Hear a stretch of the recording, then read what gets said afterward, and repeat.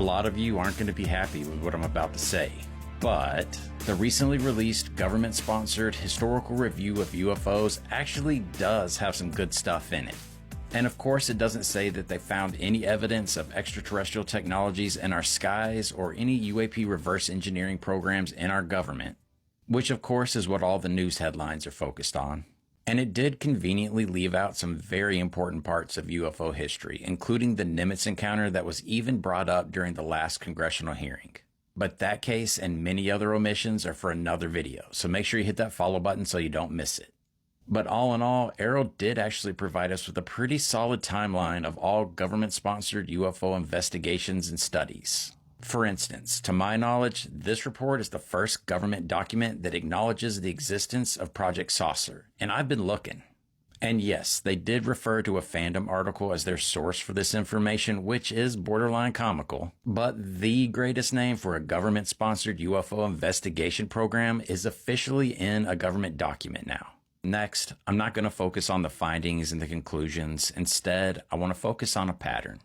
A pattern that only emerges when you take a few steps back and view the entire effort from a distance. But we start with Project Saucer, which was established by the guy that's well known for saying that the phenomenon witnessed is something real and not fictitious, General Nathan Twining. Project Saucer was quickly turned into Project Sign, maybe because it was a little too on the nose.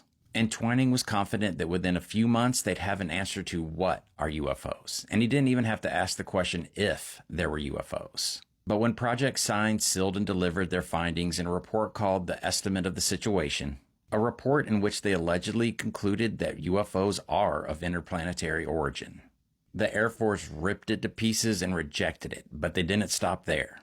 Any member of the staff of Project Sign that even leaned towards UFOs having an interplanetary origin were purged from the organization. The next UFO investigation was called Project Grudge, which also seems to be a little on the nose, because some sources claim that from its inception it had an institutional bias for debunking all UFO claims. And if any member of the staff even considered the possibility that UFOs could be interplanetary, they felt the pressure of the Pentagon leaders quickly changed their minds and fell into line. They were then prohibited from characterizing any UFO report as unknown or unidentified. The Air Force then implemented a public affairs campaign that was designed to persuade the public that UFO reports were nothing more than misinterpretation of natural phenomena, man-made aircrafts, fabrications, or hoaxes. In other words, nothing to see here, move it along. So does this cycle of an interest in investigating the unknown followed by the hammer coming down sound familiar? Next, after a 2-year hiatus, the Air Force restarted Project Grudge. Captain Edward Ruppelt was put in charge of the program, and he sought out team members that were neither too pro or too con the possibility of there being an interplanetary origin for UFOs. He also sought out scientific expertise and set up policies that would foster objectivity. And although Grudge didn't find any evidence of ET origin, they did find that there was a concentration of UFO reports around our nation's atomic facilities. Next, the CIA decided to get involved because of the attention that the 1952 Washington, D.C. UFO reports got. So they decided to review all the reports from Project Saucer and Project Grudge. And although they categorized 10% of those reports as incredible, they didn't go as far as to assign them to a Soviet or extraterrestrial origin. The assistant director of the CIA's Office of Scientific Intelligence, H. Marshall Chadwell, was convinced that something was going on that must have immediate attention, which led him to clandestinely create the Robertson Panel in 1953. This panel included members with expertise in nuclear physics, high-energy physics, radars, electronics, and geophysics. They concluded that most UFO reports had an ordinary explanation, but out of concern for the potential breakout of mass hysteria, they recommended that the United States government debunk all UFO reports, and that they should monitor all domestic UFO enthusiast organizations. And who knows, they might just be listening to this UFO enthusiast right now. Subdudes.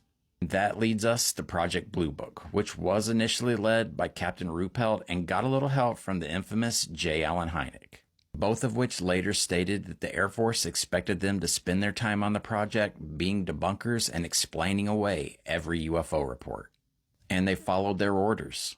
But over the course of the nearly 2 decades that Project Blue Book existed, something shifted. Open-mindedness and scientific curiosity crept in. Hynek began to investigate instead of just dismissing. Then in 1964, while Project Blue Book was still active, the O'Brien Committee was created to review Project Blue Book. And although the committee didn't find a case that represented a non-terrestrial technological or scientific framework, the committee's primary recommendation was that this topic did merit intensive academic research. Then, in 1968, Chapter 33 in an upper-level physics class was written with the help of 2 of the members of Project Blue Book. And this chapter was titled Unidentified Flying Objects. And it was introduced to the cadets at the Air Force Academy and encouraged them to use open-mindedness and scientific curiosity when reviewing the UFO phenomenon. Side note, this chapter was also left out of AARO'S Historical Review. Also in 1968, the Condon Report was started. This 18-month-long Air Force-sponsored study concluded that further extensive studies of UFOs cannot be justified. And, oddly enough, they stated that teachers shouldn't give their students credit for reading UFO literature or materials. And shortly after the Condon Report was published, the Air Force revised their chapter on UFOs to align with the findings in the Condon Report. Then a semester later, they removed it completely. The Condon Report simultaneously put the last nail in the coffin of Project Blue Book, killing any hope of continued open-mindedness and scientific curiosity. In other words, nothing to see here, move it along. Are you picking up on the pattern? And that brings us to the present. OSAP and ATIP were open-minded and scientifically curious. The UAP task force tried to remain neutral. AIMSOG stepped in to take over on behalf of Pentagon leadership. They changed their name to AARO, which seems to have started with a predetermined outcome.